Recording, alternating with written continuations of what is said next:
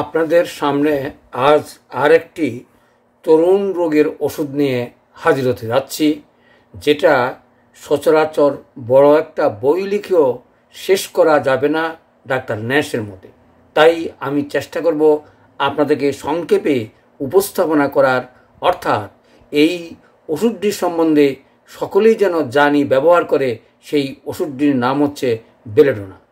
সচরাচর তরুণ রোগের চিকিৎসা করতে গেলে যেই কয়েকটি ওষুধের প্রয়োজন, তার ভিতরে আমি মনে করি এটা দ্বিতীয় নম্বর ওষুধ হিসাবে আমাদের উল্লেখযোগ্য ভূমিকা রাখবে বলে আমি মনে করি। তাই আজকের আলোচনা বেলেডোনা, এবং এর আগে আমরা একটি ওষুধ আলোচনা করেছি অ্যাকোনাইট। আজকে বেলেডোনা নিয়ে আলোচনা।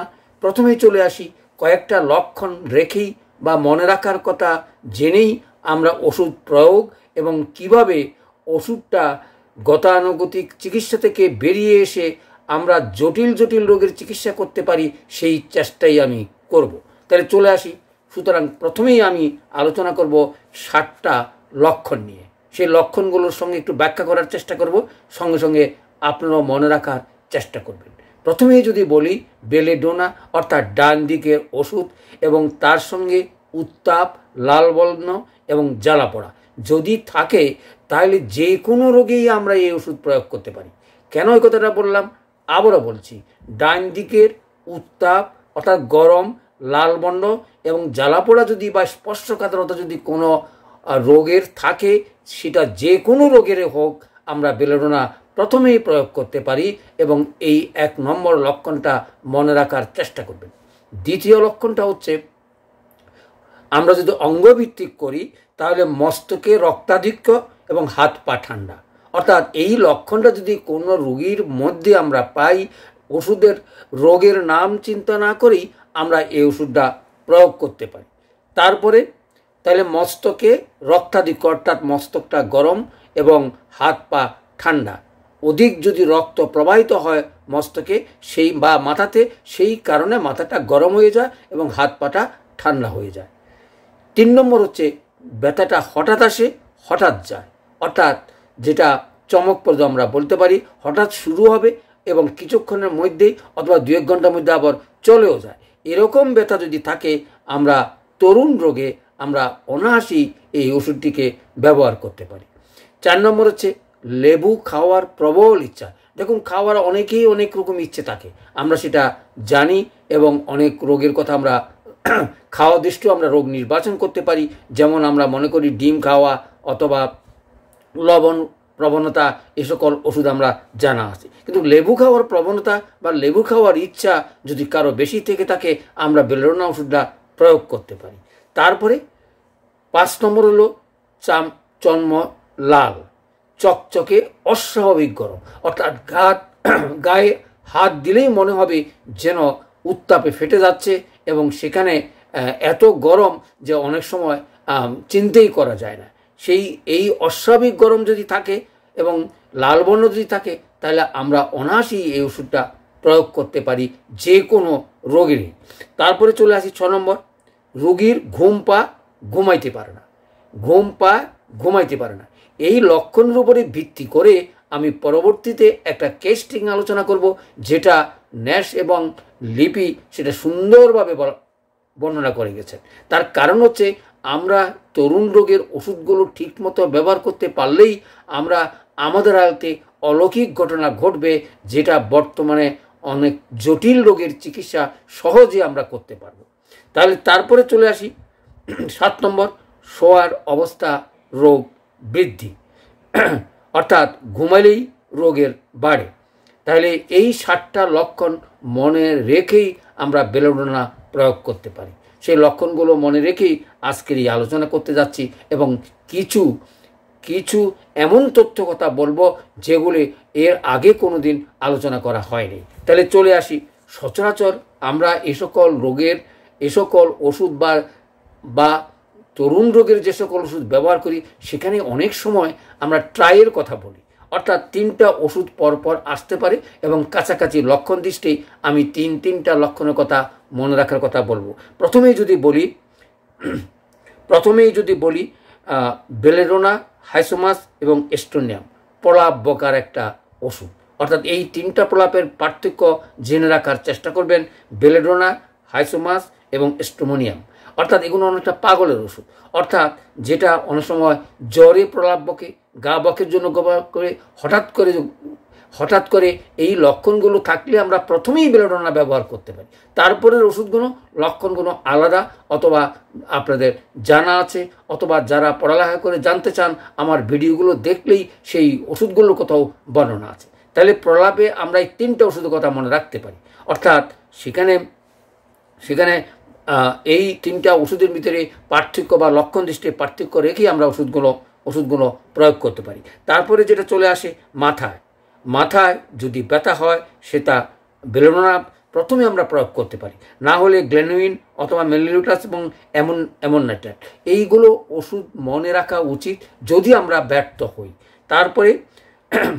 তারপরে যেটা আসে, অনেক সময় মনে হয় পেটে ব্যথা এবং অন্য কোনো ব্যথার কারণে মনে হয় যেন জনিজাত দিয়ে সকল অঙ্গ বেরিয়ে যাবে। সেই লক্ষণ আরও দুইটা ওষুধের আছে, লিলিয়াম টিগ এবং সিপিয়া, সেখানে সমতুল্য।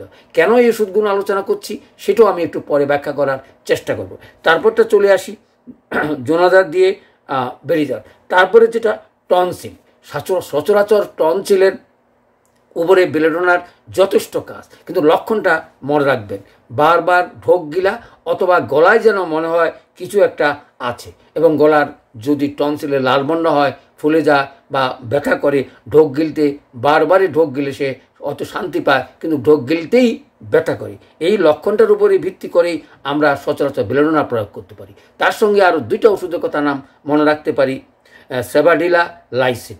তাহলে বুঝতে পাচ্ছেন যে এই রোগটা কিভাবে আমরা প্রয়োগ করব। সুতরাং এই যে তরুণ রোগের কথা বললাম, তরুণ রোগে সচরাচর 2-3 ঘন্টা বা 6 ঘন্টার ভিতরে যে কোনো রোগের উপকার পাবেন। যদি না পান তাহলে আমাদেরকে বুঝতে হবে যে এই ওষুধের সিলেকশনটা হয়নি। কেন এই কথাগুলো বললাম? এই লক্ষণগুলোর ভিত্তিতেই রোগের কথা চিন্তা না করে আমরা যে কোনো রোগের এই ওষুধটা প্রয়োগ করতে পারি। তাহলে চলে আসি এর ব্যতিক্রমটা কোথায়। দেখুন, ডান দিকের ওষুধ বললাম, কিন্তু মুখের ভিতরে যদি ব্যথা হয় বাম দিকে, সেখানে বাম দিকে বেশি ভালো কাজ করে ডানের চেয়েও। তাহলে মনে রাখতে হবে এই যে ব্যতিক্রম, অর্থাৎ মুখের ব্যথা বাম দিকেও কাজ করে, আর মাথা ব্যথা অনেক সময় ঘুরে পড়ে যায়। মাথা ব্যথা যদি ঘুরায় এবং পড়ে যায় সেটা বাঁ দিকে ঘটে, অর্থাৎ ব্যতিক্রমী ধর্ম যেটা সেটা আমাদের মনে রেখেই আমরা বেলেডোনার কথা মনে রাখতে পারি। কিন্তু প্রশ্ন আসছে যে তাহলে এই ওষুধটা তরুণ রোগের বুঝলাম, লক্ষণগুলো বুঝলাম, প্রয়োগটা করলাম, এত মূল্যবান ওষুধ কেন আমি বলতে যাচ্ছি তার কারণও আমি ব্যাখ্যা করার চেষ্টা করব। সেই কারণে হয়তো ভিডিওটা লেংথি হতে পারে, শেষ পর্যন্ত দেখার চেষ্টা করবেন। তার কারণটা কি? তরুণ রোগে সচরাচর আমাদের সকলেরই অভিজ্ঞতা আছে এবং দক্ষতার সাথে আমরা পরিচয় দিতে পারি, কিন্তু জটিল রোগ যদি হয় আমরা ভয়ে অনেক সময় অনেক রোগীর চিকিৎসা করতে পারি না। সেই হিসেবে আমি বলবো মেনিনজাইটিসের কথা। এই মেনিনজাইটিসের 1 নম্বর মেডিসিন হচ্ছে বেলেডোনা। আমাদের তরুণ ওষুধগুলো আমরা সচরাচর যদি প্রথমে প্রয়োগ করতে পারি তাহলে দেখবেন এই যে জটিল রোগগুলো আর কোনো রকমের ট্রাবল সৃষ্টি না করে আমাদেরকে সেবা অথবা ভালো করে দিতে পারে। যেমন মেনিনজাইটিসের কথা বললাম, কানের ব্যথা, চক্ষু, রাতকানা, কনজাইটিস, এই সকল রোগ কখনই আপনার রোগ দৃষ্টি ওষুধ প্রয়োগ করবে না, লক্ষণটার কথা মনে রেখেই আমরা ওষুধটা প্রয়োগ করতে পারি। যেমন গলা ক্ষতে, যে কথাটা বললাম, অনেক সময় গলা ক্ষতে বেলেডোনা কাজ করে, কিন্তু লক্ষণটা থাকা চাই, বারবারই মনে হয় যেন গলায় কিছু আছে এবং সেটা ঢোক গিলতে কষ্ট হয়। তারপরে যে ওষুধগুলো আসে, হিপারসাল, মার্কসল, সালফার, এই এক একটা ওষুধের সঙ্গে এক একটা ওষুধ যদি লক্ষণ মনে রাখতে পারি তাইলে আমরা বুঝতে পারবো এই ওষুধগুলো তরুণ রোগে কত কাজ। তরুণ রোগে যদি কোনো ওষুধ না দিয়ে আমরা চলে যাই তাহলে সেখানে জটিলতার সৃষ্টি হয়। কেস টেকিং নেওয়ার সময় মনে রাখতে হবে প্রথমেই সিম্পল ওষুধ অথবা তরুণ রোগের ওষুধ অথবা যে রোগ সচরাচর আমাদের ওষুধগুলো দীর্ঘক্রিয়াশীল নয় সেই ওষুধগুলো দিয়েই প্রয়োগ করা উচিত। সেই কারণেই আমি একটা কেস টেকিং কথা বলবো, নিজের অভিজ্ঞতা এবং এবং ন্যাশ এবং লিপির অভিজ্ঞতা থেকেই আপনাদেরকে শিখিয়ে দেওয়ার চেষ্টা করব আমরা কিভাবে জটিল রোগগুলো চিকিৎসা করতে পারি। খালি ওষুধ পড়লেন, জানলেন এবং দীর্ঘক্রিয়ার ওষুধগুলো সিম্পল ওষুধগুলো প্রয়োগ না করে যদি করে থাকেন তাহলে চিকিৎসার জটিলতা হয় এবং চিকিৎসা করতে বিভ্রান্ত হতে হয়। সেই সুবাদেই আমি একটা কেস স্টাডি নিয়ে আলোচনা করার চেষ্টা করব। তাহলে যেই রোগগুলো আমরা ব্যবহার করতে পারি বেলোনাকে, টনটিলাইটিস, পেরিটনাইটিস, অ্যাপেন্ডাইটিস, পাইরোজেন, দেখুন এই সকল রোগগুলো বড় বড় জটিল এবং কঠিন, কিন্তু এই সিম্পল ওষুধটা যদি প্রথমেই আপনি দিতে পারেন তাহলে 4-5 ঘন্টার ভিতরেই আপনি আপনার উপকার দেখতে পাবেন। কোন পদ্ধতি? এলএম পদ্ধতি। মনে রাখবেন, এলএম পদ্ধতি যা কিছু ঘটে 3-4 ঘন্টা ভিতরেই আপনার ওষুধ সিলেকশন হলো কিনা অথবা রোগীকে উপশম দিতে পারলেন কিনা, সেটা যদি ওষুধটা খাঁটি হয় এবং এলএম পদ্ধতিতে আপনি প্রয়োগ করেন তাহলে দেখবেন আধা ঘন্টা বা 1 ঘন্টার প্রয়োগ করলেই যে সকল জটিল রোগের কথা নাম ধরে বলছি, যেগুলো উচিত নয় আমাদের নাম ধরে ওষুধ বলা, তারপর আপনাদের সুবিধার জন্য যেন আমরা বুঝতে পারি এই সকল জটিল রোগ আপনাদের হাতে অনায়াসেই ভালো হবে। কীরকম? মেনিনজাইটিসের কথা বললাম, চক্ষু রোগের কথা বললাম, পেরিটোনাইটিসের কথা বললাম, টনসিলাইটিসের কথা বললাম, অ্যাপেন্ডিক্সের কথা বললাম, পাইরোজেনের কথা বললাম। অনেক সময় প্রসব বেদনাও বেলোডোনা চমৎকার কাজ করে, লক্ষণটা যদি আপনি মিলিয়ে দিতে পারেন।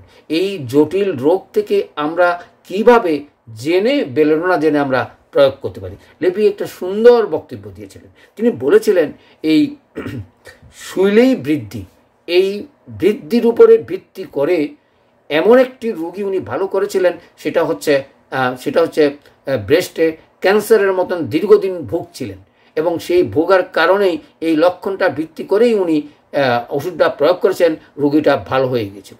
তাই ন্যাশ সুন্দর কথা বলেছেন। এই লক্ষণের কথা উনি বলেই অনেকগুলো রোগী এই লক্ষণে শুইলেই বাড়ে, এই সিম্পল ওষুধটা উনি প্রয়োগ করে অনেক রোগীকে ভালো করেছেন।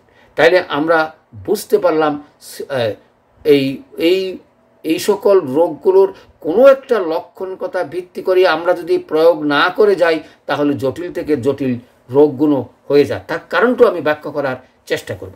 চলে আসি, আমার হাতেও এরকম একটা টিউমার কানের পাশে কালো বর্ণের ছিল, দীর্ঘদিন আমার কাছে যখন আসছিল কালো বর্ণে হয়ে গেছিল।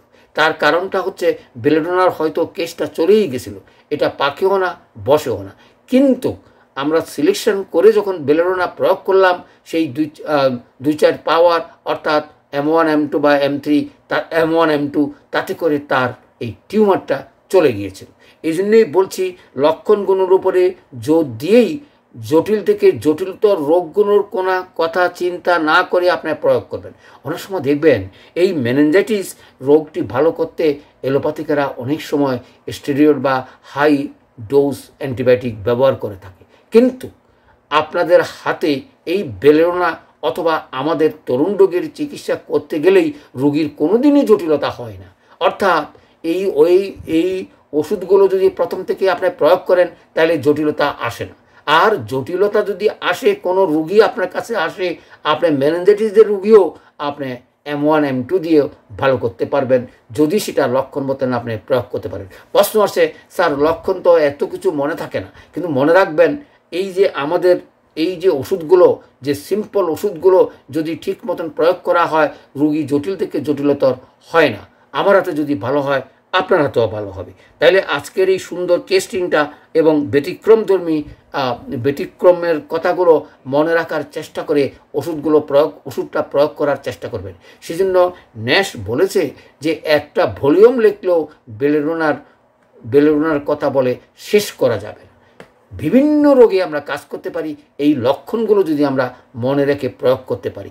আরও হয়তো কয়েকটা লক্ষণ আছে, সবগুলোকে আমি মূল্যায়ন না করে হয়তো এই 60টাকে মূল্যায়ন করে আমাদেরকে মনে রাখার সুবিধার্থে আপনাদের জন্য উপস্থাপনা করলাম। আশা করি আপনারা এই বেলোডোনা ওষুধটি জানার চেষ্টা করবেন এবং শেয়ার করে অন্যদেরকেও জানিয়ে দেবেন, এই আশা রেখে আজকের এই আলোচনা শেষ করছি। সকলকে ধন্যবাদ।